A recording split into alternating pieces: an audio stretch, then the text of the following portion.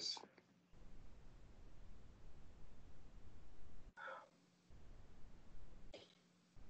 What's up, everybody? Welcome back to another video. I have a dope ass person on right now. This is a really good friend of mine. It's really funny because we met back in the day when we were in the New Age community, and I was channeling a lot of things that had to do with Anubis. So that's what we had in common. She used to crack jokes and laugh and like make fun of me because I had this really deep voice, but I know it was all in good fun. And, later down the line, we ended up coming back in contact with each other, and we realized, oh shit, I recognize you from Google Hangouts because we were always there. But now, these days, we have our very own platforms. She runs her own podcast. She's very successful when it comes to her business. She knows how to fully execute creating 3D digital art, especially when it comes down to extraterrestrial incarnations. Now, can you tell us a little bit about that and just introduce yourself? Well, first of all, I wanted to thank you so much for having me here. I am super excited to be a part of your own channel as well, and your own creations. I'm very excited to be here. A bit nervous because it's been a while since I've been the one being interviewed. So I guess I'll get started with who I am and what I do. So for anybody out there who doesn't know me, I am Zion Zeta. I am a author, 3D artist, web designer, mentor, and also host of the Spiritual Alien podcast. It's a podcast where I talk about aliens, conspiracies, the shadow military, as well as spirituality, of course, and self-development topics. And the reason how I got into 3D art, it's mainly because I wanted to depict my own contacts for a second book, which I will be releasing later this year, which is Connecting the Stars Part 2, Illustrations of a Contactee. But of course, I did not have the skills back in the day, like in 2015 or 16 when the book was released. And I was inspired by somebody to start getting into 3D art myself. And what do you know? I started to explore with these programs, and very quickly I started to develop quite complex images of beings that I would see. Eventually, people wanted to start commissioning me, and I felt awkward about it because I didn't want to charge because, well, I had a friend who did that already. She was already charging, and I felt like I was trying to steal clients from her. So I felt really awkward about it. But people eventually kept insisting, and I wanted also to help my family in some way. So I figured, why not? So I started to charge and do art, and it's always an interesting experience because even though you're always doing the same thing, sitting in front of the computer for 8 hours for about a week, there's always a different result, a different energy with a different message. Sometimes there are technical issues with the softwares or the computer or in my bedroom, and it's usually because of that, because I am connecting with a higher vibration of one or multiple beings and trying to depict them into some form of physical way in digital form. So there's been some interesting experiences, but in a nutshell, I love doing 3D art because I feel that I can express what I see finally and show the world who my contacts are and how they look like, and also be able to help people as well to see their own contacts again and have that memory somewhere where they can go back to it and connect with them during meditation, which I always suggest to everybody to do. That's awesome. So they can gaze at the images and they can meditate on that image because it'll be ingrained in their That mind. is, yes, that is always what I tell them to do after they book a session with me and after the portrait has been finalized. I always remind them to meditate with a portrait because they always have downloads. And I always stop my clients from telling me their first impressions before I send them my meditation notes with the messages.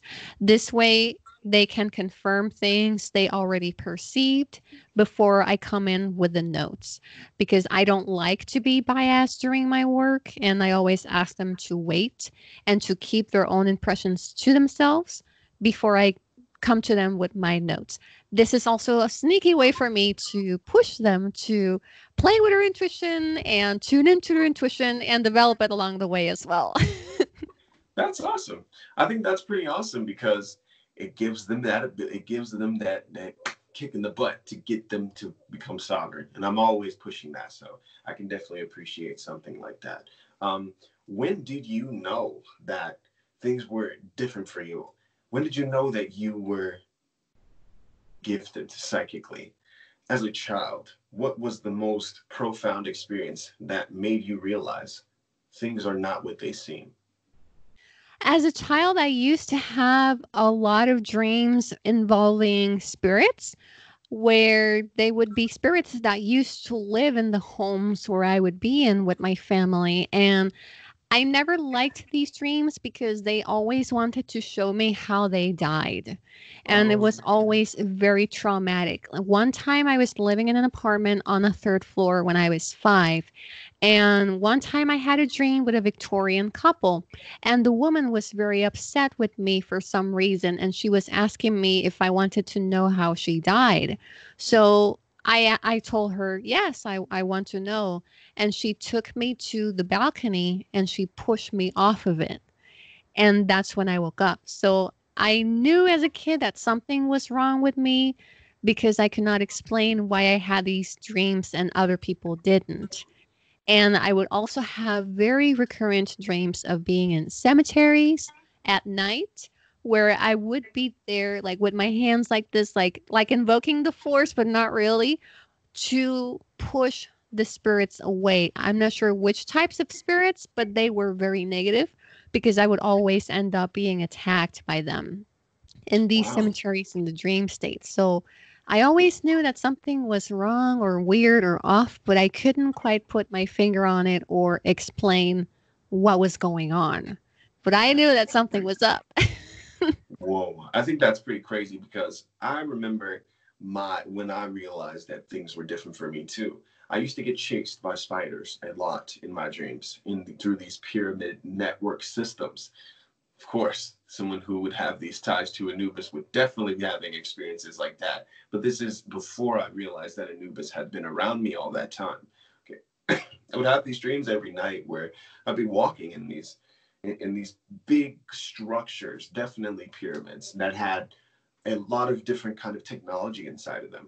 And when I would walk around, it was so vast. It seemed like these things were just ginormous. And it seemed as if on the inside of them, it was a lot bigger in perspective than being on the outside. So when I would walk around in these things, there would be these giant spider beings that were just partly humanoid as well, but they were huge tarantulas.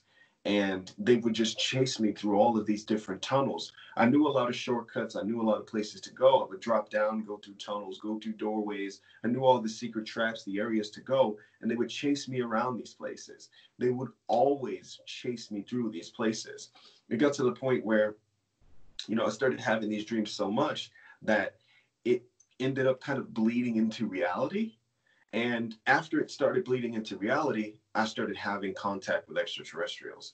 I started to see different extraterrestrials within my living room, around my family members, especially when I would be sleeping at night.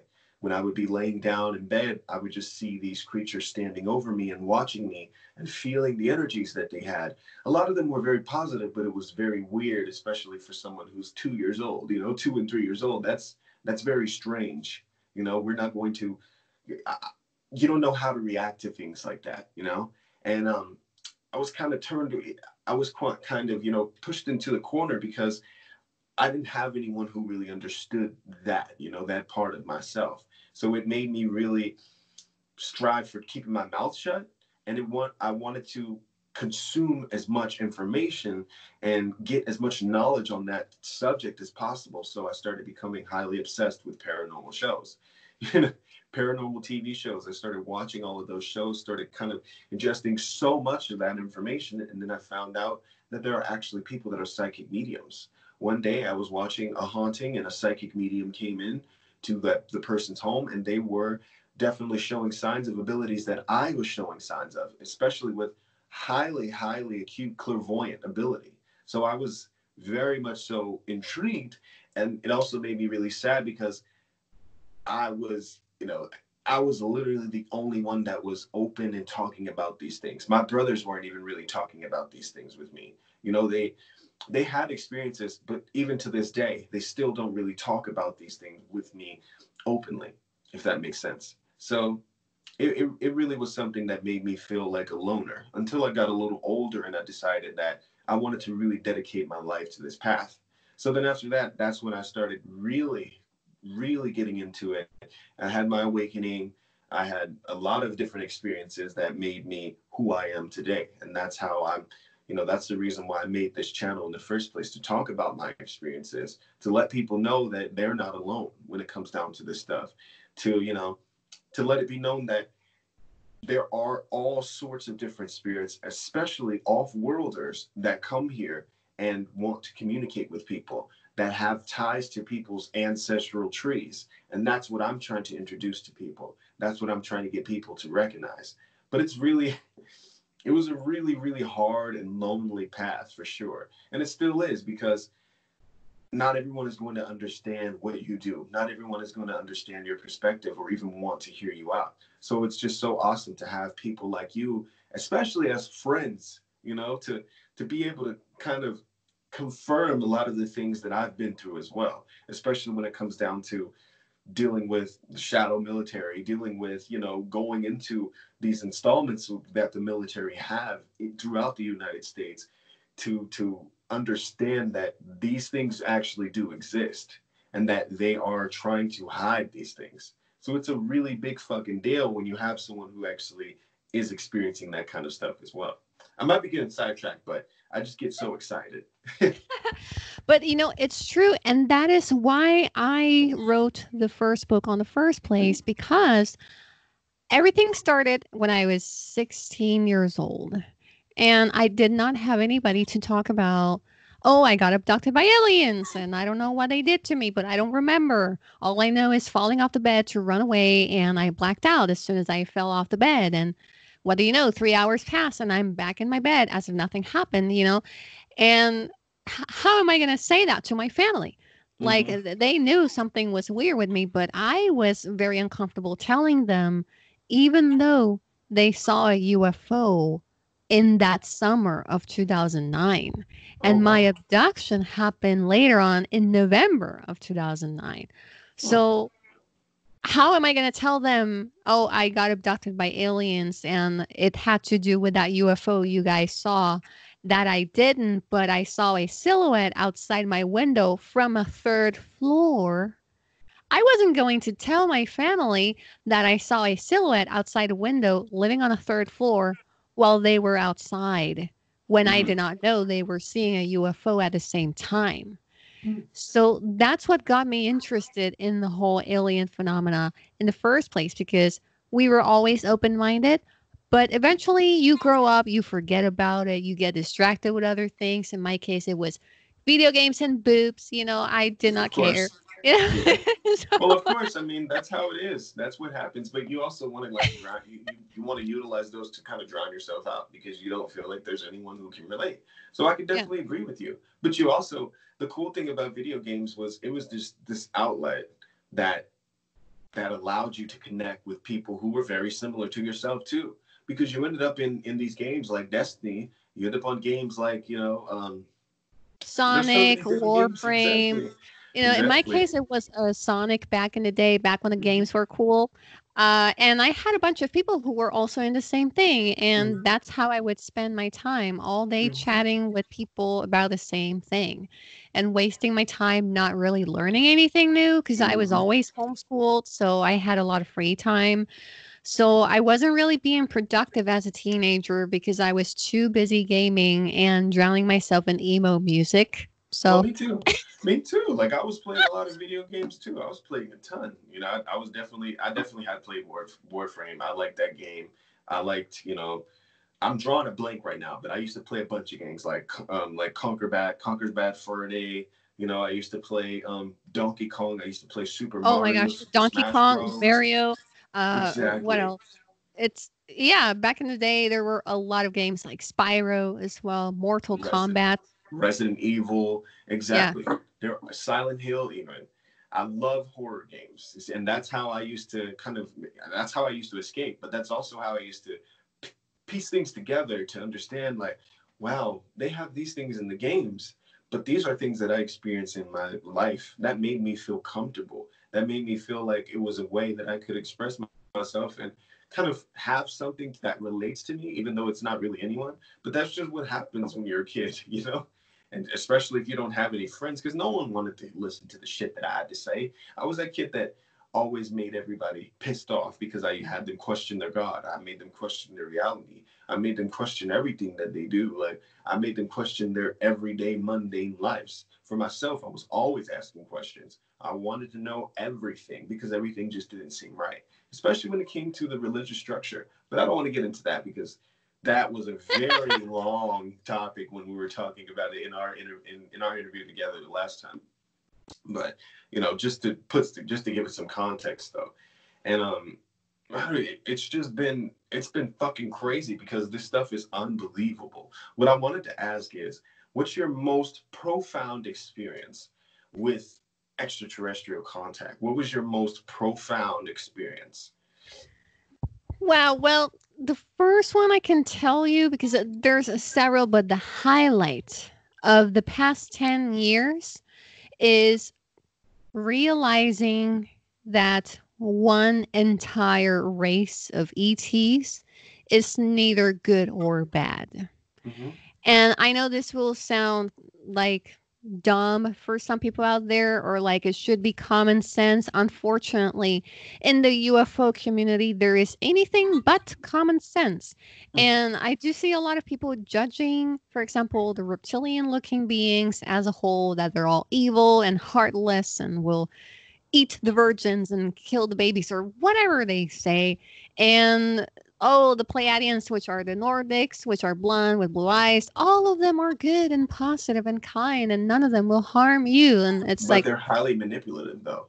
they So are. That has been my experience with them. And that's how I knew that the UFO community and the New Age are full of crap because they base their judgment on appearances.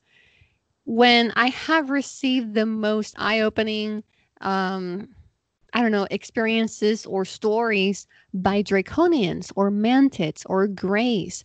And it was a draconian himself who opened my eyes in regards to their own race, that they were not all evil like I thought, because I got fed that thought by other people.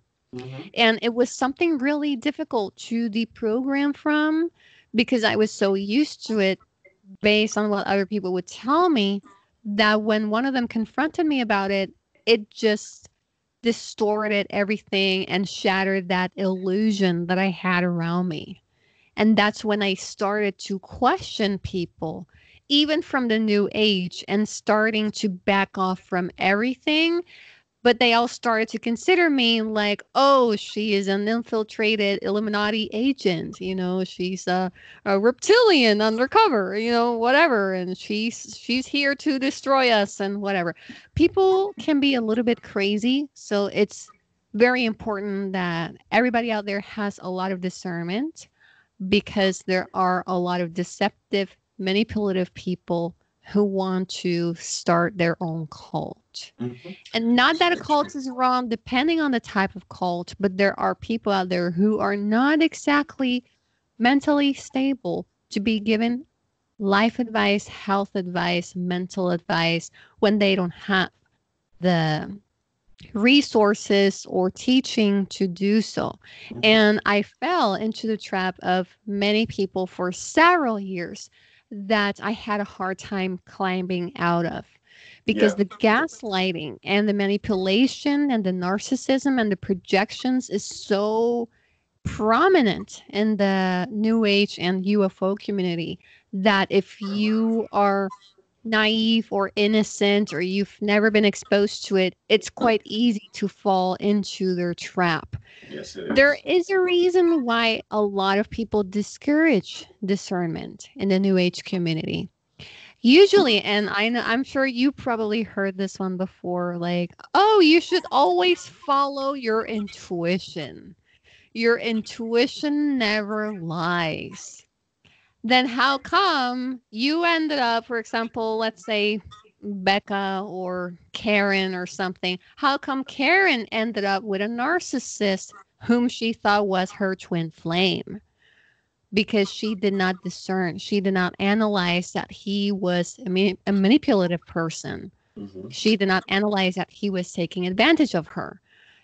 And you have to be really careful when people tell you follow your intuition alone.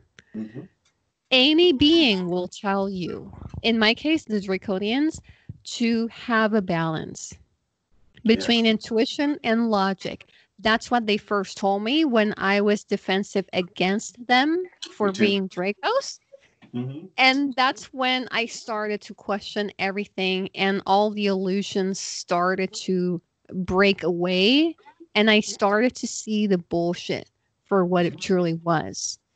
And that's how I just got rid of everybody. I Hmm. tend to be a loner myself, so I'm used to being alone. But you tend to sometimes surround yourself with people to not feel alone, Hmm. even if they are toxic. That's very And, true. and unfortunately, you will have to leave that circle as well. Hmm. Because if it's not benefiting you, the universe and your guides and your gods and anything and everything will do all in their power to get you out of it, so that you can step into your power, raise your vibration, and be of service and be who you came here to be. Hmm. My experience that really had me open my eyes to a lot of things and not be so naive as well. I was very defensive as well. Not only that, but I was also very analytical. So when I was approached, it's definitely my higher self. It's most definitely my higher self. That is exactly who it was. He approached me and he came forward through like this rainbow, like a rainbow portal, and a lot of emanations that have to do with the draconians, especially alpha draconians, have to do with rainbow structures and rainbow energies. They also have reflective technology, and I had been learning about that as well. So I was very on the fence about him coming forward through this rainbow portal. So he's in my room. He approaches me, and he's basically saying that I need to make sure that I'm protecting myself when I'm traveling to the other worlds. Because he introduced me to the concept of the nine worlds. At first, I didn't know what that was, but then I pieced it together and I realized that it was the nine worlds of Norse mythology, and it's the nine Norse worlds that house a lot of the energies that draconians utilize often for their magic, for their ability to survive, for their ability to rule. And when he came forward to me, he told me about he was telling me about watching my back, making sure that I'm safe, but also letting me know that I was now a target to the empire because I had been going places that are forbidden for humans to be entering into. So it kind of struck me as odd. But then what happened next, that's what changed my life forever. Because he went forward and decided to he decided to give me a gift after I calmed down, okay? And he ended up touching my third eye. And when he touched my third eye, it's like my head had this huge rapid expansion. And I was able to speak several different non-human dialects. Even though I say this a lot, this is my most profound experience because I was introduced to that ability to utilize non-human dialects for healing purposes, but also for interdimensional contact. That's also how I became a lot closer to Anubis, but that's also how I connected to those individuals that were aligned to the Anu. So there was a lot that ended up playing out that gave me connections to people that helped me a ton to give me that ability to understand myself even more. But it made me ask even more questions because it opened up this huge box of fractals of myself that I really just did not understand, kind of still to this day, I don't feel like I understand it because I'm still trying to piece together the breakdown and translations of these languages. And I speak five different ones. So it's like when I speak these different ones, they definitely take me into different altered states of consciousness. Not only that, but they bring forward beings that I'm not too familiar with, or I feel like I'm not familiar with, you know? At least I feel that way. So it's still something that's new to me, but it's very much so eye-opening, and that's what made me really start taking this stuff a lot more serious. Because after that, I started getting training. I started to get the ability to understand this stuff and what my contact was, and really what a lot of what was going on in my life. This led up to me coming in contact with the mantids because I used to walk around and just sing in different languages, and I would just sing while I was going to work. I would look at the trees. I would just run. I would just walk around outside while I was waiting for the bus to go to work, and I would start to hear these frequencies that were very different than anything that I had experienced before. And that's when the mantids had approached me. And when they approached me, they started to kind of tune me into their frequency because I couldn't understand what they were saying at first. Then they were able to talk to me telepathically, like they tuned in my radio channel so that I could understand what they're saying and that it wasn't just noise, because it was white noise at first and it was squeaks and clicks and things like that, and it was really overwhelming. But the second time that I ended up coming back in contact with them, they came back to do some work, gave me access to a lot of different things, which makes me want to kind of go back. Now that I talk about it, I would like to find a way to connect with them more because I know that they can help me with my healing capabilities. They are also some of the best um, resources. They also have, well, I would say they're some of the best memory technicians when it comes down to kind of rewiring your subconscious and your conscious mind and allowing you to go back and forth from left and right brain. They definitely can allow you to understand how to travel off world, how to protect yourself. Not only that, but they teach some really good methods of astral shapeshifting, which I had learned from them, which was pretty cool. But my time with them was very short lived after they gave me my activations. And now I feel like I really would like to get back in contact with them. Do you know how I'd be able to go about doing that? I really have no clue because everything that I have tried hadn't worked. Something I have never shared before with anybody, not even in the podcast, is the power of sound. And this can be interpreted in various ways. You might get the idea of a singing bowl or something like that. This could work for you, considering that the mantids are mostly known to be healers. They do healing in different ways, but one of the ways that I see them using is the power of sound. And for some reason, I see the color blue, which doesn't surprise me because the color blue has to do with the throat chakra.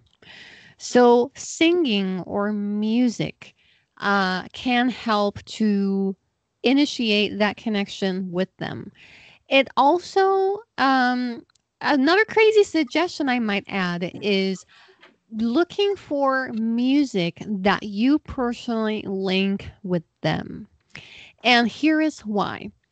I don't remember right now the title of the song or even the artist, but there is certain types of electronic music that has a very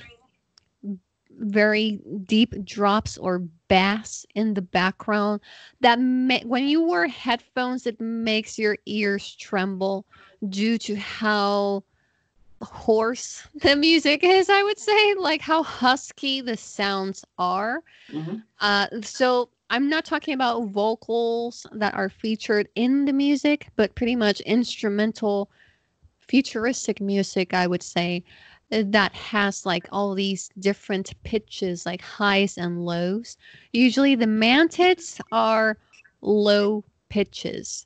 So music with deep sounds that are, electronically based can help you also to connect to the mantid collective. And the reason why I say this is because I have always been sensitive to sound. My hearing developed more than usual.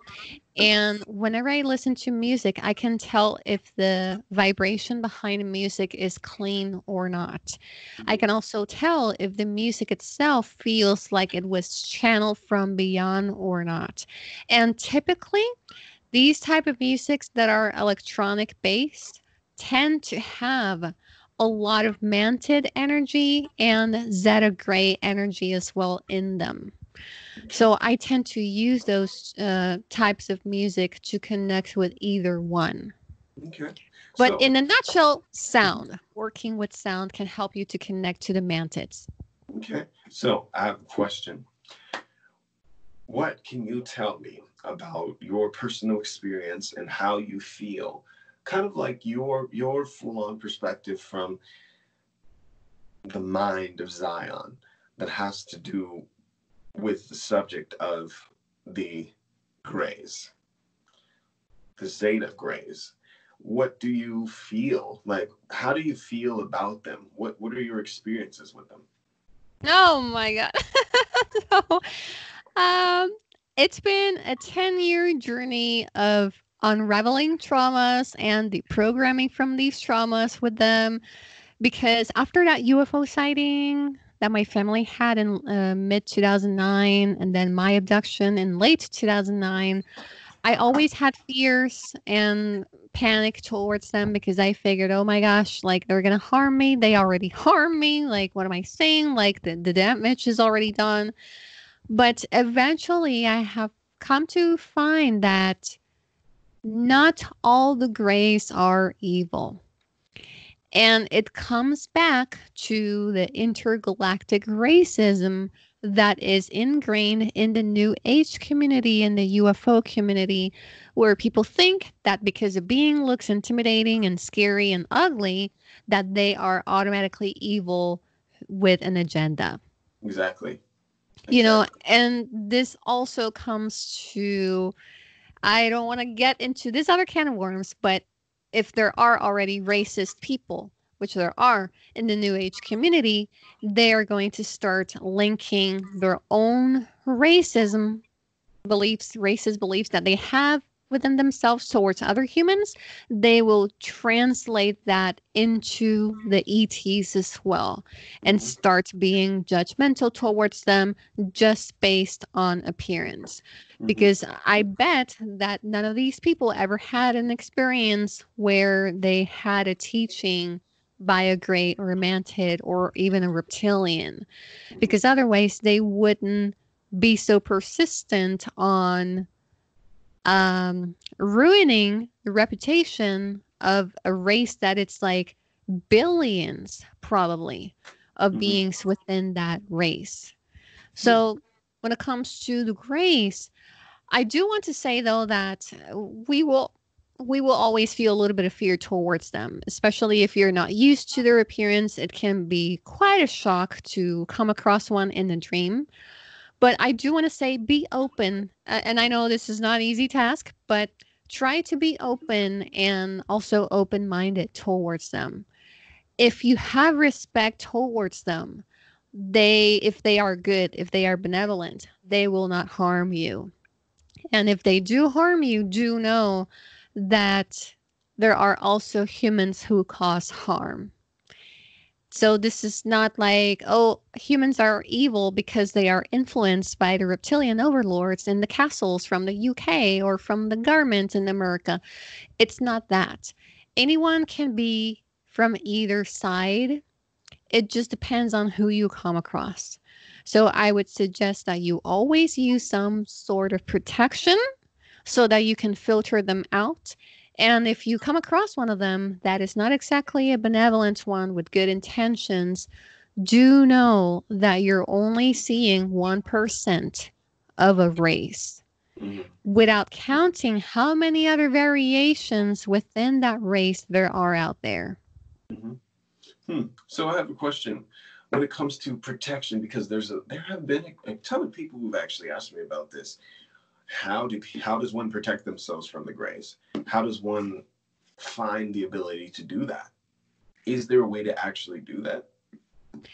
In my experience, it can be tricky because it depends on your energy levels.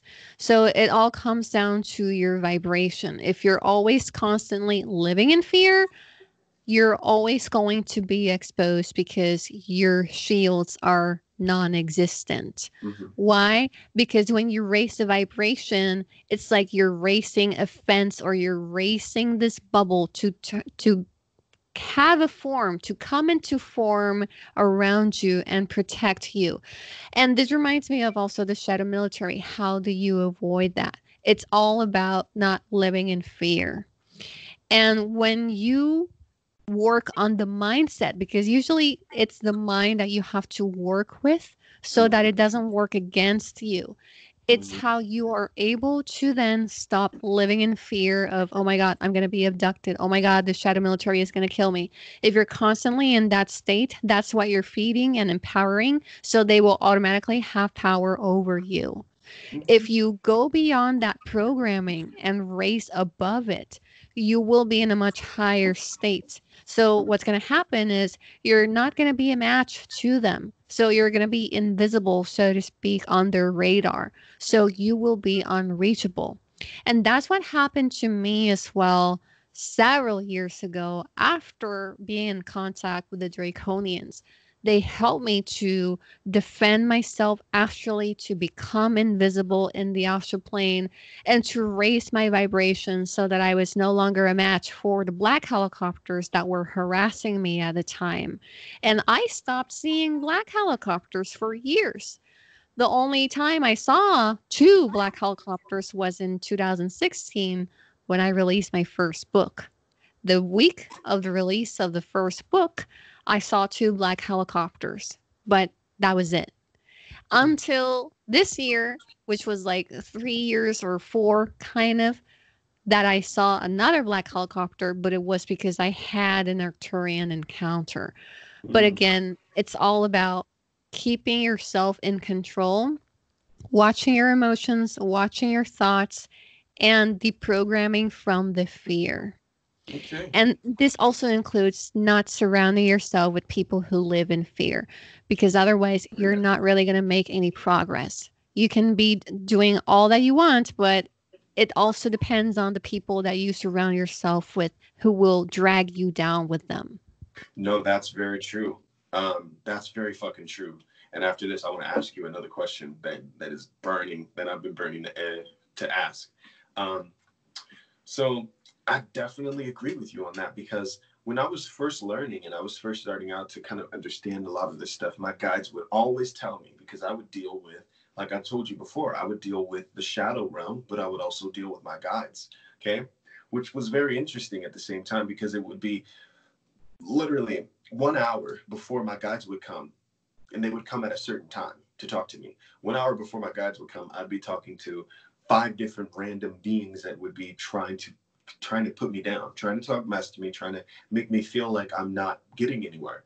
But like being the person that I am, I'm pretty crazy, and that's just how I am. So I kind of got a kick out of it. I started taking notes on what they would say, how they would try to interact with me, what they would do, and I realized that I had telepathic ability. Not only that, but I realized that I was a clairvoyant because I could see them sometimes as well. They would come into my dreams. I also realized that all around I was a full-blown claircognizant because I could feel them too, and I could feel the difference between the vibration. And when my guides would come around after those guys weren't around, my guides would tell me the reason why they're coming is because you're aligning to their vibration. You're aligning to how their energy is. You're in fear currently. You're in defensive mode currently. You're trying to defend yourself from things that really just are not even there right now. You're feeling this anxiety because there are beings around you that are influencing that are keeping you there. So I literally had to work on my anger because that was a big thing that they used to try to bring forward was pissing me off with things that would happen to my family. Minor setbacks, minor things that would happen, but they knew exactly what to do to piss me off. So they would do those things to piss me off and try to get me mad, and I would have to suck it up. I would have to keep myself with a poker face. I would have to keep myself very calm when they were around because when they were around, I actually would be able to establish that communication with them to get them to realize that I understand exactly what they were doing.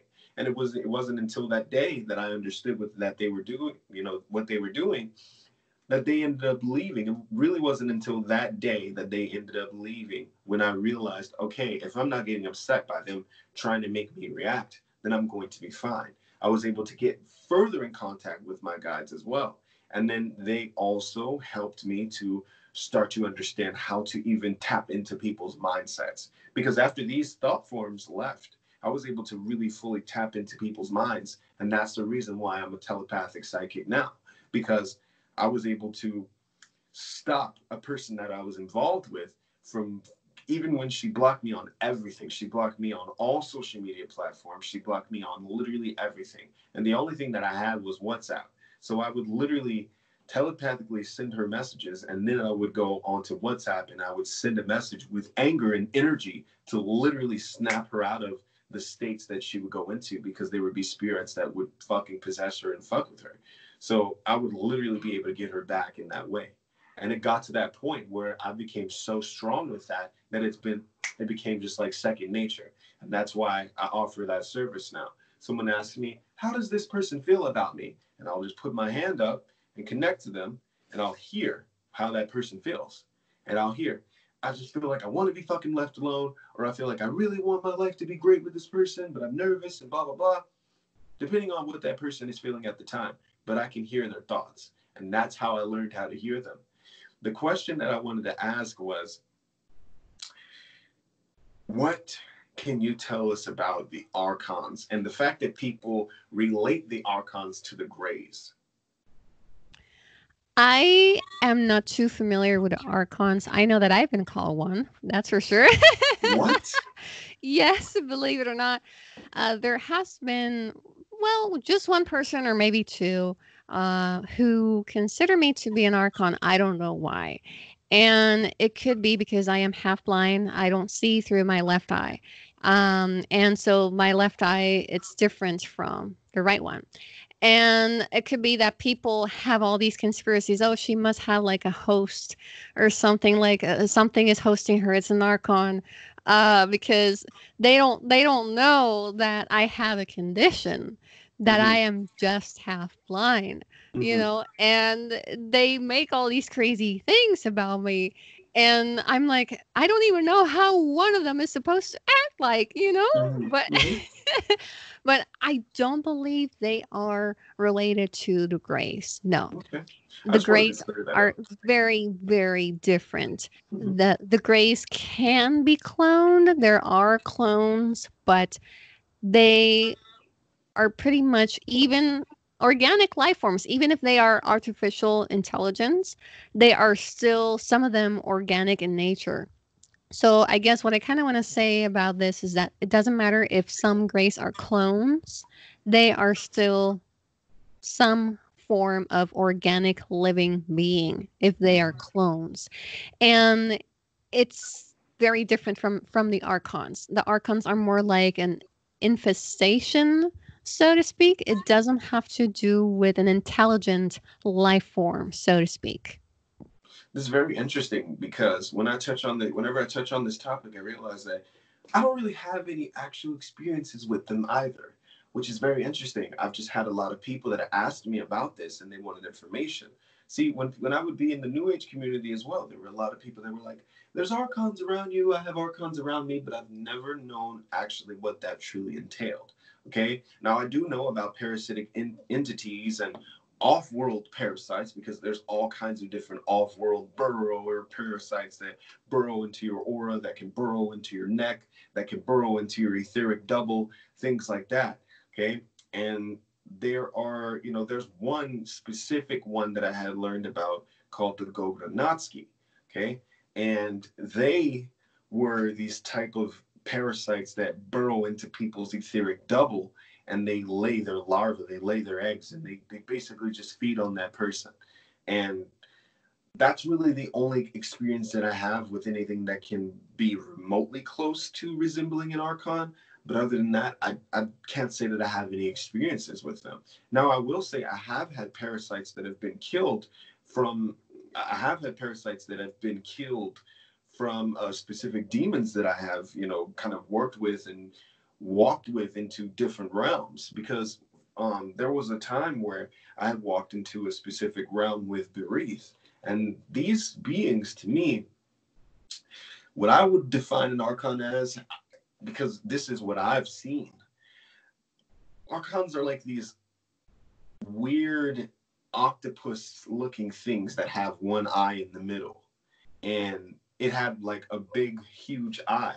And what they can do is they literally can just siphon the energy from you. They can siphon luck from you. They can siphon different kinds of things. There are also people who can control those energies too, that can summon those things forward and control them. But when I saw that the thing was floating above me, literally I just saw Bereath with his lance just stab him in the eye, and then all this blood just rained down, and he wiped it on me. And it was like an empowerment. It was very interesting when he did that. Another time was yesterday that I had experienced something similar to that, because Sobek was removing a parasite from my aura, and that's when I was kind of being empowered by this energy, and I felt all of this electric energy around me. And that was very interesting. But those are really the only times that I've had experiences like that. Other than that, I have not had anything, resembling close to being an archon, if that's the case, So for those people who are asking that question, there's my experience, and there's also another perspective from Zion. And let me see. So I did have another question. I'm just trying to remember what that was. Okay. What is your connection to Anubis, and when did you know you had a connection to him? All right. So I had my spiritual starseed awakening in 2010. I also started to get into all the documentaries I could possibly find, Zeitgeist and all that jazz. Mm-hmm. And I started to learn about Egypt briefly.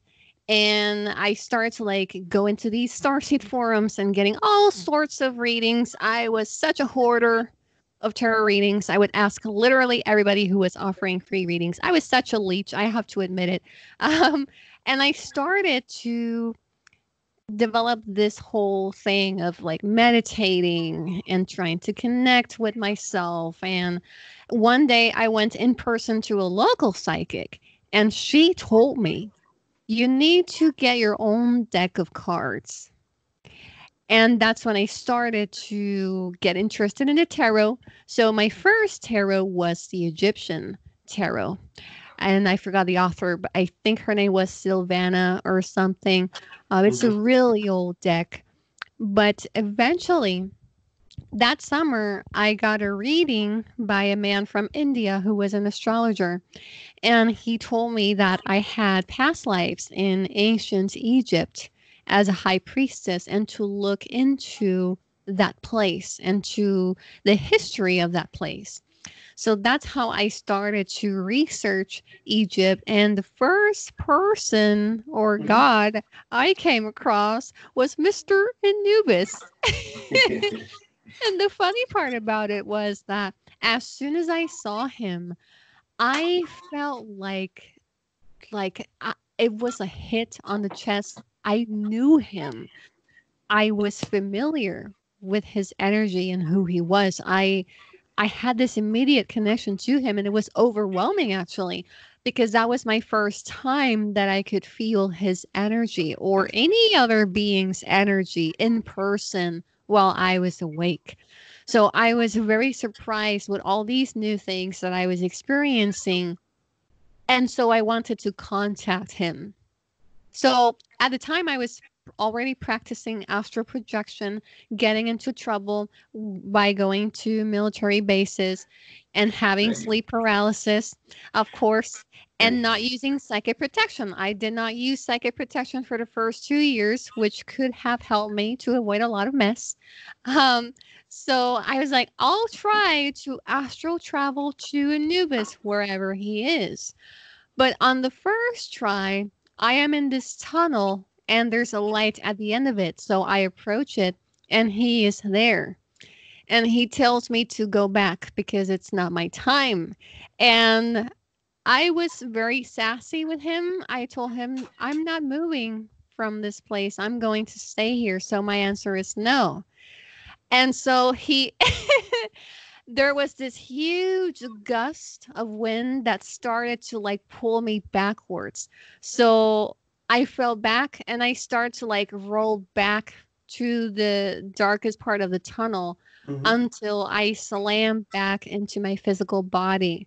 And I woke up with paralysis and I was angry and I was like, why am I being cock blocked by him? Why does he not want to talk with me? And it was because it was not my time, like he said. But eventually, So so basically what happened was you gave yourself a near death experience. Is that what that was? If he's telling you it's not your time, then was that a near death experience? I don't know because that's something I've always questioned because I was like, how could I die in my own bed and just come back to life out of nowhere? That is something I will never really have the answer to if something like that happened or not. Perhaps it was simply a very intense out of body experience. I Mm-hmm. really don't know. But it Mm-hmm. was interesting because I wasn't really thinking like about dying in that time or anything. Um, so it was very interesting that he refused to like talk with me at that time. So I figured, well, maybe I was trying to step into another realm and he was busy, so he wanted me to like go back onto another time. So that's what I figured and I left it at that. But I continued to try to astral project and I started to eventually travel to the pyramids and I would see these underground temples underneath the pyramids and the hallways lit up with candles on the walls. And so am I getting somewhere with this? Oh yeah, you are. It's very similar to some things that I've experienced as well. But continue. And eventually I came across him one time underground in one of the pyramids. And he was waiting for me in one of the rooms, but there was this bed, so to speak, made of it seemed to be made of stone.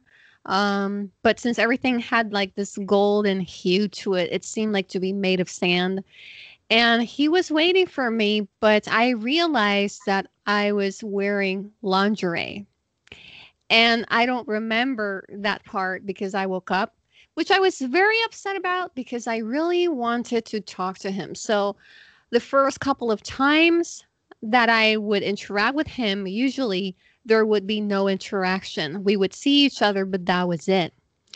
And then eventually the encounters started to become more sexual in nature. And I was like, am I imagining all of this or is this really happening? But the thing that helped me realize that it was really happening was that I was lucid. I was aware that I was not in my home, in my bed. I was elsewhere with him, and I was conscious that I was with him. So when I realized that I was conscious, I would make him questions like, what do you do? Like me with my innocent questions. And he would answer sometimes. But when he would, it would be very short words. And I realized immediately, oh, he's not a talker. But if he opens his mouth, he doesn't really need to say much to say everything. And that has always been the case with him. He doesn't need to say a lot. Just a couple words is more than enough to say the whole thing. So whenever I see him, I really pay attention to him because I know that whatever he has to say must be really important Mm-hmm. because he's usually quiet most of the time. Hmm. So I want to ask, what is his energy like from your perspective and your experience? Did he have any kind of chaotic energy? Does he have No. aggression? Mm-hmm. No. And that is interesting because a lot of people perceive him differently. But in my case, he's quiet, Mm-hmm. very observant. He is also, he has this intimidating energy, but at the same time, it's very comforting in nature. Mm-hmm. So it's like a mix between, oh, I am intimidated, but I feel safe with him. And I Mm-hmm. guess that's why, due Mm-hmm. to his immense power, which can come across as intimidating. Mm-hmm. Okay. I feel like that makes sense. For myself, my experience with him, literally every time that I've had an experience with him, Anubis has been like, chop, chop, chop, chop. You need to learn this. You need to understand this. Identify this stone. Identify this door. Identify this world.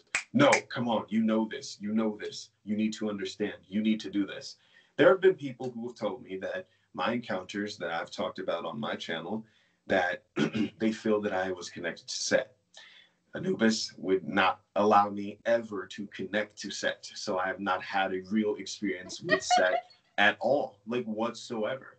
I don't exactly know, I don't exactly know where they get that from, because for myself, Anubis has always been someone that has been very much so straight to the point. He would Yeah. not talk a lot. I can definitely agree with you on that. When he talks to me, he's straight to the point. He's like demanding that I identify these things, demanding that I do not dress a certain way, demanding that I don't do certain things to my face, demanding that I don't get specific types of piercing, things like that. When it comes down to Anubis, when he considers you family, that's how he is. This is how he was with me. He's told me specific things that I should never do, that he would disown me if I did. Like that's how he is towards me. He He's is. He is territorial. he's like a big brother. You know, he to me he's like a big brother, and he allows me to really go in depth, to go further into things when it comes down to questioning myself. I had stopped working with him for a while, but I really am wanting to get back into contact with him, especially because of the fact that you're so close to him and you continuously deliver me messages that he has when it comes down to connecting with me. So I feel like I'm going to definitely start working with him and listening to him a lot more, because it seems like he's been around recently. Like probably 5 minutes ago, he was right here, and I was looking to the side because he's just standing there breathing, but he didn't say anything. So that happens sometimes. He definitely is extremely quiet. Sometimes he'll even like come forward and just jokingly blow some kind of substance in my face just to see how I'm going to react to it, to see how I'm going to be when it comes down to um, dealing with those different kinds of energies that he experiments with. He does that to me sometimes, and he's done that in the past several times. And you know what? You know that you were looking to your left side, right? Mm-hmm. Which would be my right side. Well, guess who's at my right side, which is your left side. That's funny. So That's it's pretty funny funny. how you perceive him in the same location of where I have him right next to me. I can Very picture interesting. standing the same way that he's standing right there too. And I always see him with that scepter, with a scepter. He's always Yeah. standing there with a scepter that has this big purple crystal on top of it. He always has that. It's probably an amethyst, but I'm not exactly sure, because the first crystal that he ever had me identify, the first and the only one actually, was amethyst. And it was inside of this pyramid when he was taking me in to open up myself to have my Merkaba aligned, so I could utilize it to travel interdimensionally to go to Sirius, because I went to Sirius to be introduced and meet my family, and it was insane. It was insane. There's no way of really being able to explain that, and there's no way of really being able to explain how I felt. The only way that I can put that into words is just saying it just felt like love that you can never feel from anyone ever on this earth, from friends, from family members, from a father or mother, even if you have a grandmother that really loves you. If you even put everyone in the world that loves you all together, you could never equate that to what you would feel when you go to your home, when you go to your place of origin. There's nothing like unconditional love. And I am not surprised if Anubis is linked with amethyst because the color purple is associated with transmutation. That So makes if sense. he is the guardian of the dead and leads them into the afterlife, to me that represents, purifying them, preparing them before moving on to the other side. Mm-hmm. Mm-hmm. Yeah, he's sometimes he'll come forward and he'll bring like an entire room. He'll come with a room, and I'll just be sitting here and I'm looking, and there's a room with him. Just like the first time that I experienced him, I did an integration of him to kind of become possessed by him, to walk the path with him, you know. And during this possession, he literally had changed a lot of my energy. He had changed a lot of my energy. And then after that, I ended up in this chamber room that was like leaking water, which was very interesting. So there were all of these hieroglyphs that were on the walls. And in this temple, there were just all of these droppings of water that were coming down from the ceiling. But all the while these droppings were coming down, it's literally like the place wasn't flooding though. It was just really just flowing smoothly all down the line. I had no shoes on, and I'm looking at Anubis. This is the first time that I ever seen him. He had these big bracelets on with gold, a big gold necklace. He had huge ears, very, very sharp teeth, a really long kind of snout, and really muscular arms with gold bands around him as well. No piercings on his face. He had painting, like gold paint on his eyes, and he had blood like right here. There was like blood or some kind of drawing right here. And he even had those gold anklets, which made me want some. It really made me want some of those when I saw that. And he basically was just telling me like, welcome to like a safe zone. Welcome to my safe zone. If I ever wanted to talk to him, I could go there, because if that's a memory, then I can always go back to it just by visualizing it. And, you know, I never really put much thought into that. After that, I had an awakening of Kundalini, and I ended up really becoming a lot closer to him, because I didn't understand what was going on. I started feeling these etheric wings, if that makes sense. I started to feel wings, and that's when I started to piece it together that I had ties to Draconians, even more so. Even though I had those experiences where I was activated and things like that, it made me realize truly what was going on after I had that awakening. I got this book called the Magdalene Manuscript, and Anubis came forward as soon as I got that book. So as soon as I touched that book and I got it mailed to me, delivered to my home, even when it was in the package, he was walking around in my house. And he was just like, this book is going to help you with understanding how to utilize your consciousness to come from your chalice. That's what he calls it. Your midbrain, he calls it the chalice. He taught me about harnessing my sexual energy and pulling it up to not orgasm, but to just release it back into my brain, so as to release a lot of energy towards my goal of manifesting a specific desire. Well, I used to utilize this for people to manifest sexual partners, or to manifest a specific person to come into their life as a lover, or things of that sort. So I became really, really well versed in sex magic. And of course, thanks to Anubis, he helped me understand how exactly that stuff worked.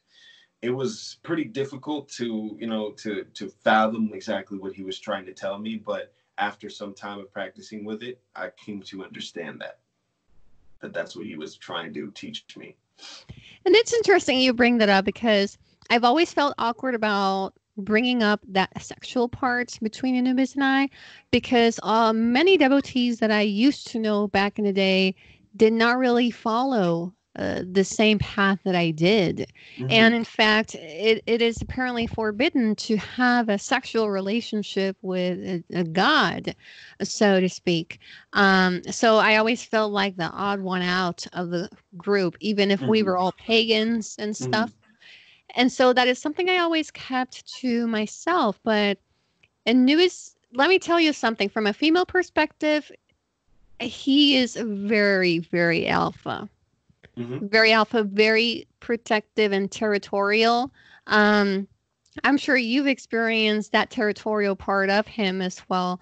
In my case, it's mostly about being territorial in the sense of other beings around me. So he really doesn't like Set around me either. Me either.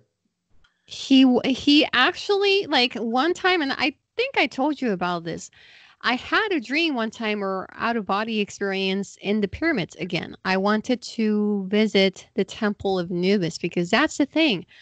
I see myself always in this place. It's sometimes underground, but it's a temple that is near the pyramids, and it's Anubis's temple. But I don't think such structure exists in this reality. And Seth got on the way, and I thought it was Anubis, but he was actually trying to mask himself as Anubis. And he was inviting me into the temple of Anubis to have a talk. And so I knew where this was going, but in my head, I thought it was Anubis until he came around super, super pissed off. I've never seen Anubis so pissed off. And that was actually the last time I saw him that angry. And he just got on the way to defend me from Set. And they had a huge argument. And I know that everything eventually turned into dust because Seth started to like make this whole tornado made out of dust. And I don't remember exactly what else happened, but all I know is that eventually everything cleared up. He disappeared, and then I was just alone with Anubis. Mm-hmm. But it was very, very intense. I've never seen him like that. So I feel weirded out when other people tell me that they experience Anubis being angry most of the time. And my answer to that would be, well, what are you doing or not doing that's pissing him off? Because he doesn't get pissed off unless there is something big happening. Mm-hmm. Mm-hmm. No, I agree to that because I was very stubborn. I was very curious. I wanted to go, like you said, when I learned to astral travel, I wanted to fucking go everywhere. I want to see forbidden rituals. I want to go see draconians. I want to see what they're doing. I want to know how they get their energy. I want to know where you come from. I want to know the origins of this. I want to know the origins of that. And when you're traveling all of these different places, you're going to get a lot of beings that are interested in you because you're going there so often. You're going to all of these places so often, so quickly, because those are the ones that learn so fast, or the ones that are curious. Because you learn your lessons, you get attacked, you have things that attach themselves to you, but ultimately at the end of the day, you're learning, you are evolving because of those experiences. And he would literally tell me, you need to watch out who you're talking to. You need to watch out who you're connecting to. You have connections that are from here. You have portals open, and these beings are watching you, and they're doing this and this and this. They're running structural tests on you to test your DNA to determine whether or not they're going to abduct you and take pieces of your DNA to make clones. Like they were taught, he would tell me about a lot of things and warn me about a lot of shit. And I didn't listen to him when it came down to certain things because I was so young, But now I really respect him because even when I would fuck up, even when I would do stupid shit as a kid, he still would come and he would clear my space. He still would come and he would connect me back to his energy, connect me back to his consciousness to allow me to understand exactly what I did wrong and what I need to do better the next time. Because he was always that teacher that would be super harsh to me when he was pissed off, but he would not leave me hanging. He would not leave me hanging whatsoever. In my experience, Anubis is more like the quiet type in the sense of like he just gives me that stare. He Mm-hmm. gives me that look, and I'm like, oh shit. Like, I know I fucked up and I want to fix it. And Mm-hmm. then, he starts like giving me either a lecture or doesn't even tell me anything at all. He just turns his back on me, walks away, and I wake up, because usually when he turns his back on me, it's because he knows that I will figure it out on my own Mm-hmm. and he doesn't need to get involved any further. Mm-hmm. So some people may take this as rude from his part, but I don't really take it personally Mm-hmm. because he's not the only one who does that to me. And like you mentioned, he does tell you like who is who, where you're getting yourself into. He is always the one who warns me about certain friendships and connections. Like, you have to watch out this person. And then I would see the person materialize in the dream state. And I would ask him why. Sometimes he would get into details, sometimes not. Mm-hmm. But he would always warn me about people. And There's been times I have not listened to him because I would be blinded by the person. And I was like, Hmm. no, Anubis, yeah, let's just give the person a break. And he would grin at me and just shake his head and like, well, we'll see about that. And not even a week it would take until the person would fuck up. Hmm. And then I would be crying my eyes out. Oh my gosh, I knew you were right. Oh my God, I'm so sorry. But he's used to it. Hmm. So he doesn't really care too much because sometimes we have to learn our own things our own way. Hmm. Because you can help a person, but if the person doesn't want to help themselves, there really isn't too much that you can do. Hmm. For sure. Especially him, since he doesn't really like to force himself into somebody. He's very respectful when it comes to like personal space and free Hmm. will and things like that. So he doesn't really intervene unless, of course, it's something really dangerous. Hmm. I can definitely agree with you on that for sure. Um, he used to warn me a lot too because there were a lot of people in my past. A lot of people have fucked me over. Now he had shown me, look, these people are connected to this race of extraterrestrials. They do not have good intentions. When they're connected to them, these people are practicing this. They're involved in this kind of magic. You need to watch out because these girls are involved with this and this, and these girls are not from this world. So be careful with that. And then he'd tell me about certain people who were tied into Judeo Christian belief systems, which a lot of them in the end, in the end of my New Age journey, burned the fuck out of me because they just left me and fucking hung me out to dry. Definitely the last one that Anubis warned me about, I didn't listen to him. And I know now to listen to what he says because he was like, you need to be careful with the secrets that you're revealing to these non-initiates.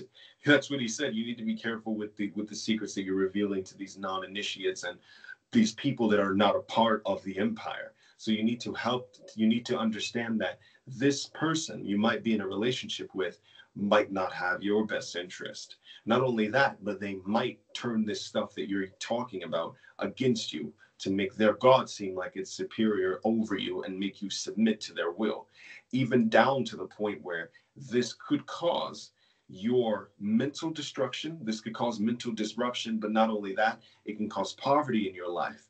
And not only will do that, but there will be attempts on your life as well. And that everything that he said in that order had started to happen, leading up to the point where I literally was dumped off in Kissimmee, Florida, on the side of the fucking road and left to fend for my fucking self because a Judeo Christian belief system literally was ingrained inside of this person's fucking head that made them believe that I was fucking evil and I was an incarnate devil.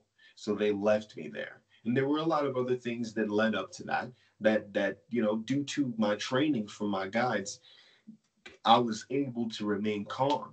But after the fact that all of that shit happened, I realized that I was over this person. It took me 3 days, and I was able to finally get back to myself, have control over, my mindset again, even though I had had a big curse put on me and my bloodline poisoned from beings that were from off world.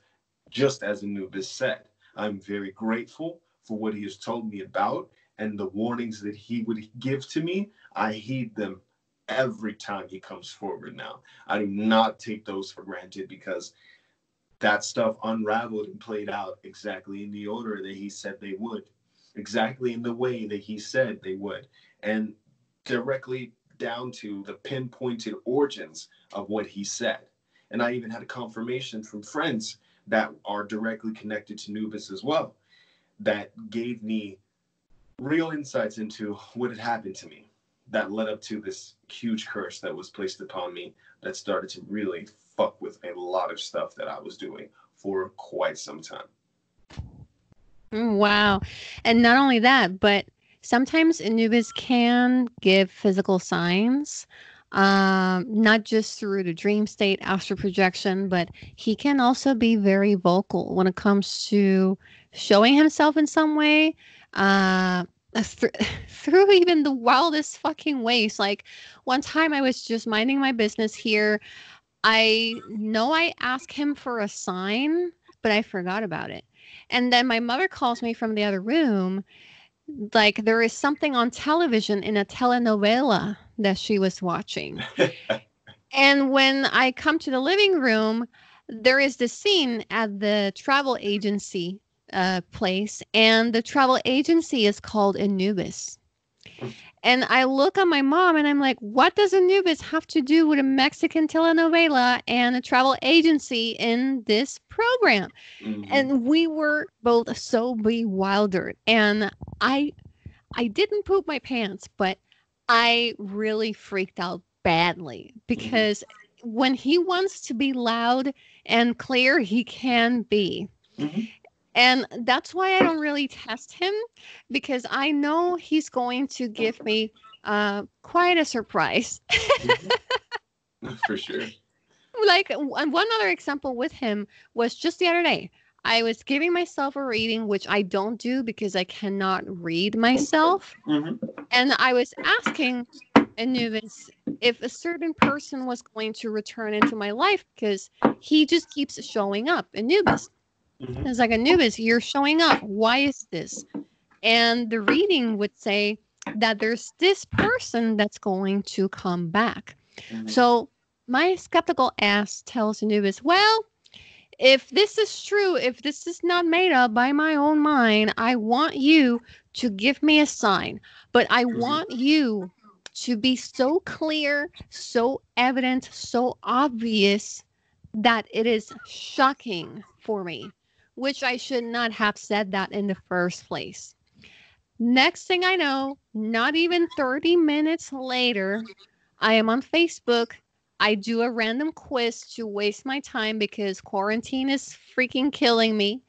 And in this quiz, the random god that showed up to me was Anubis. I saw that too. And I Oh tried my it, god. right? I tried that quiz too. And literally, there was no way that Anubis was going to just randomly show up like that. Honestly, because I was like, you know what? He showed up to her. Maybe I can find Anubis on there. I literally did that thing like 25 times. And the only ones that I got was Zeus and Thor. And they continuously kept coming up. And then Loki popped up. And that's it. That was it. I Nothing know, else. I was like on the first try and I was Hmm. freaking out. And I am very easily impressionable, so I started freaking out. My heart started racing. I started to run around my room to try to calm down, but I ended up making it worse. And it's like, oh my god, I can't believe it. Holy fucking shit. And I was like, I said shocking, but not to the point of killing me because I wasn't expecting that. So I guess it's a surprise. So I should Hmm. be careful with how I word things Hmm. because they do take it literally. They do. They really do. I remember when back when I was in Florida, and it was the first day that I had got left. There was a person who I had came across, and Anubis stepped into him and literally had dialogue with this person and myself between us, where he was speaking. He was speaking Lemoira, like he was speaking Lemoira with this guy. So we're going back and forth, and it's confirmed that this guy was hosting it, like that Anubis had possessed this man temporarily to allow me to have a place to stay. Because there was no way that this guy could know this language. There was no way. People who don't practice, people who are not connected in that way, do not easily have access to be able to talk, especially with me, if they don't have a history or that ability unlocked within them, unless there's someone that is just on drugs and mind boggled, not really paying attention, because those are people who are easy to possess. And after that, I was able to get that help from him, where I had a place to stay. I had the ability to kind of rethink everything that was going on with me and make a decision on whether or not I wanted to get the fuck out of there and get my shit together, to never make that decision that I had made and not make that mistake and falling for and connecting to dumbasses like the one that I had originally connected with in the first place. The dumbass that I went there with in the first place, like a fucking idiot. Even though I knew for a fact that I was 19 years old and I was way too fucking young to be going around anywhere with this person, I still went because I felt like there was a reason for me to be going. I felt like I needed to experience something. This person had a lot more experience under their belt, and I definitely did not, especially when it came to relationships. So that went downhill very quickly, especially when it came down to stability and finances. So it went to shit. Wow. That's why we have to be very discerning. Mm-hmm. I know that when you're young, I kind of get it, like you want to explore, you want to live life, you want to be independent and become an adult. You've been dreaming about it all your life, so now you have the chance. It happens pretty much to everybody. The most important part here is that you don't beat yourself up about it because that's unfair to yourself. Mm-hmm. Of course. I mean, I forgive myself. I just feel like, wow, that was fucking crazy. For those of you who are young, who might be 19, who might be even 21, don't go across the country with just anybody that you don't fucking know, that you have not had personal experience with in fucking person. Okay? These online relationships are not always good unless you are able to meet that person and you can get them to come to you or you can go to them to visit. Okay? Make sure that they have a stable fucking structure of a home.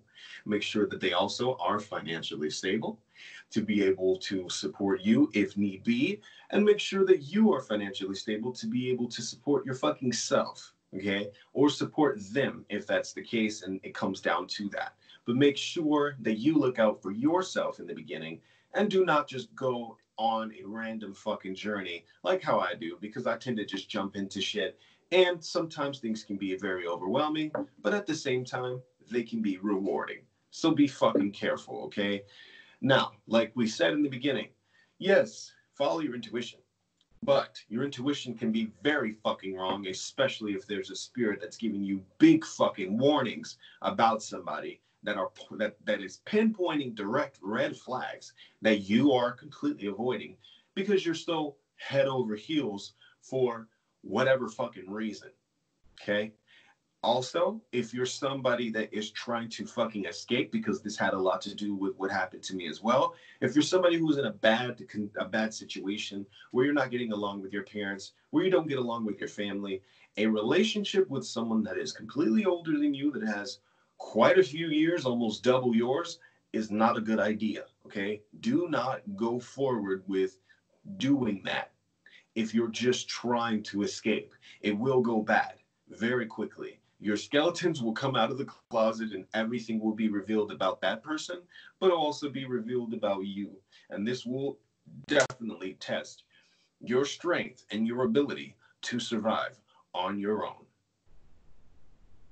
That's a great advice that everyone should listen to because, it's all fun and games until you end up on the street, and sometimes we tend to trust too much and too quickly because we are in love and we don't really have a plan B if things were to go wrong because many people don't want to think about things going wrong. Mm-hmm. And I always do, and I get called a pessimistic person, but I don't Me too. care. It's about having more options than just going head on to just one way. If it doesn't turn out how you wanted it to, well, what else can you do about it? Absolutely nothing because you didn't plan for it.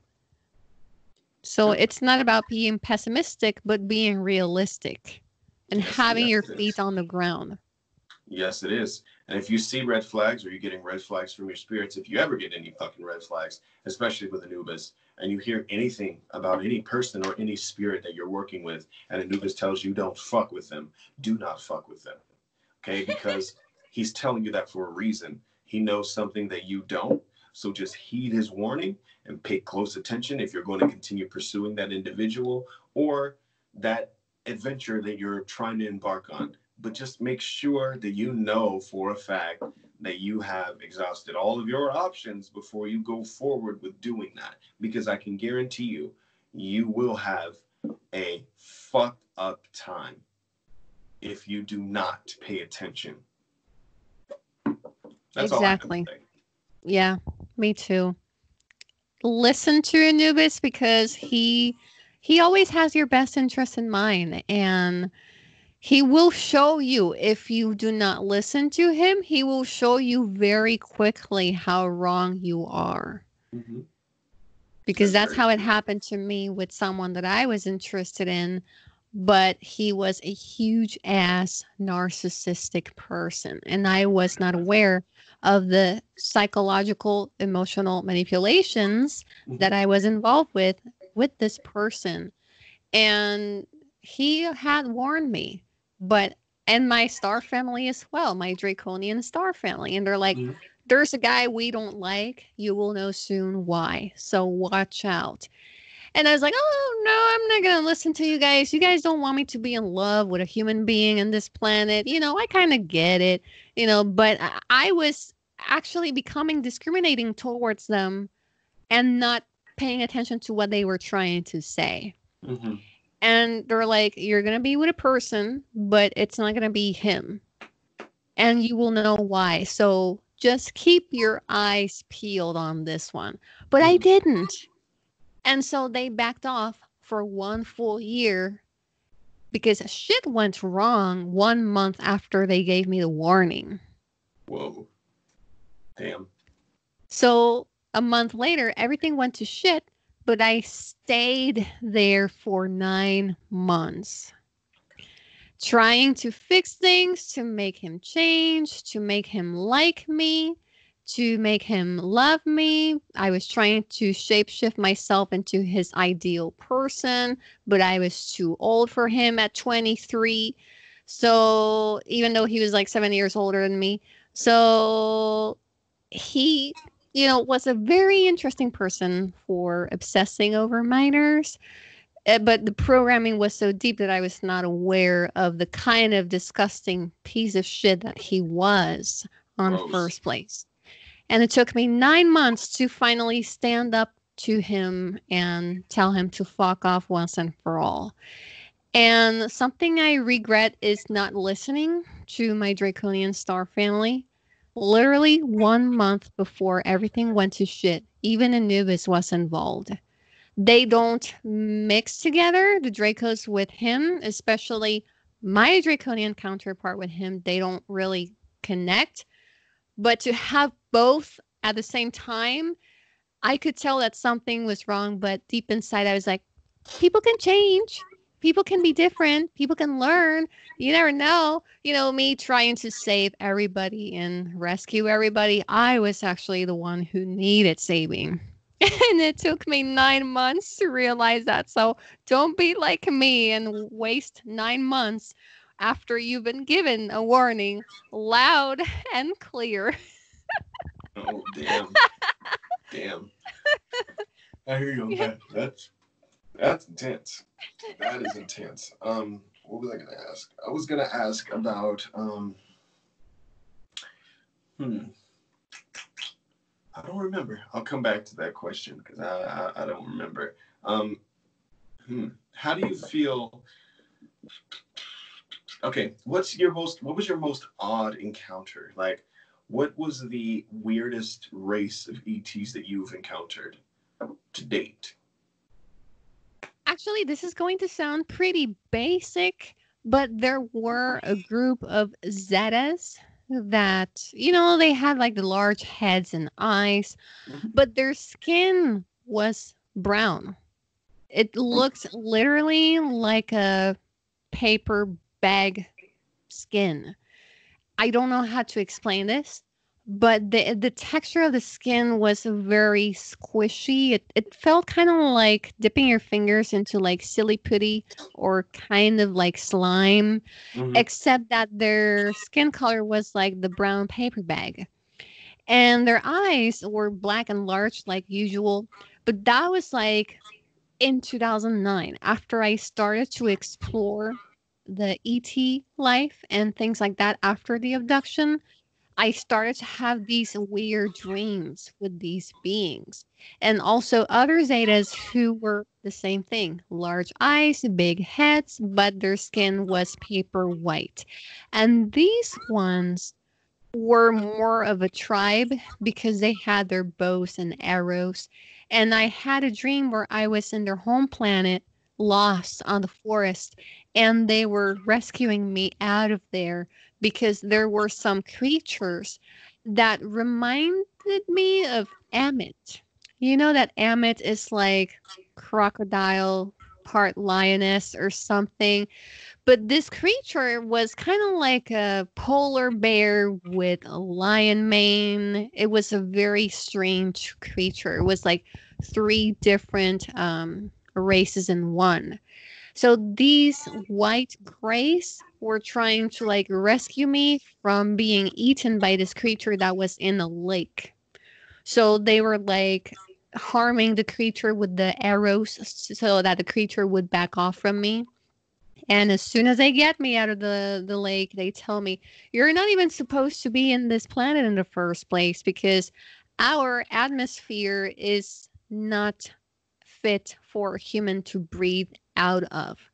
It What? seems that they probably didn't have oxygen or something, or they had another type of way of breathing. I don't know, some kind of gas in the air or something Hmm. because whatever it was, they were concerned that it was toxic in nature for me to breathe in. So there must have been definitely something in the air that was toxic for humans. And so they put me into this capsule that was hiding inside a tree. Hmm. And then I was teleported back into my physical body. And that's when I Wow. woke up with sleep paralysis. Wow, that's crazy. That's a really, really old experience from like 11 years ago. Hmm. Hmm. That's pretty interesting. There It's is a crazy. lot of weird shit out there, especially There. if you don't use protection. You're going to Mhm. find a lot of weird, creepy stuff. That's for sure. That's for sure. We're at an hour and 30 minutes. We'll definitely wrap it up. Um, when it comes down to finding you, where can we find you on social media? Also, what kind of services do you offer aside from 3D art? Well, I also offer web designing, graphic designing, web developing. I also do video editing. I also do tarot readings. So if any of you guys are interested, the rates are $30 for about 15 minutes of recorded video reading or $70 for a 30-minute filmed reading.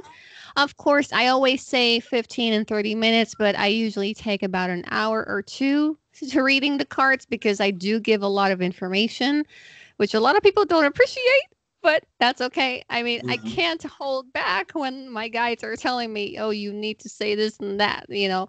Hmm. That's just an estimate. Um, so if you guys want to have a reading with me, you can find me on zionzeta.com, where you can find me and all of my services, and of course, any social media that might be listed in there. But I am usually on Instagram, which is just Zion Zeta, and you can have a peek in my life and all the weird shit I talk about sometimes in my stories. So you can feel free to give me a follow or follow the Spiritual Alien Podcast on Spotify, Stitcher, Apple Podcasts, and YouTube. Just type in the Spiritual Alien Podcast and you will be able to find me there. Perfect. As always, guys, remain sovereign. It's been a pleasure. It's been fucking awesome. It's awesome every time we get to talk because we get so deep into a lot of different subjects. Um, yeah, I think a lot of people are going to be interested in that service of getting their 3D art done. Do you identify also like their guides, the collective of spirits that is around them when it comes to extraterrestrials? When the person books a commission, they can either tell me what they want in specific. So if they want to have their spirit guide or higher self and so on to be depicted, they can just let me know in the checkout section. If not, it will be intuitively based, where I will tune into the person's energy. So if the person wants to know, oh, I would like to know if I have a Pleiadian star family or any ET connections and such, I can also do it intuitively, where the person, I will tune into their energy and then bring through some sort of energetic being, usually ET in nature. Sometimes it can be more than one, in Okay. which case I do not charge extra for an extra being because Mhm. that's just on them, not on the client. Okay. So usually people get more than one being, sometimes in one same portrait or separately. And that's pretty much it. If they do have any questions, they can check out the Q&A section in my portfolio, which is zionzeta.com/clairvoyart. And if you guys want to see the portfolio, it's there. The questions are also there. If you do have any further questions, contact me in the contact box in that page, where I will be specifically getting back to you in like 2 to 3 business days to answer any other questions that I didn't cover on the website. Can you just send me all of your links? I'm Oh, gonna I start preparing will. them. Yes, of Yeah. course. Of course. I'll send you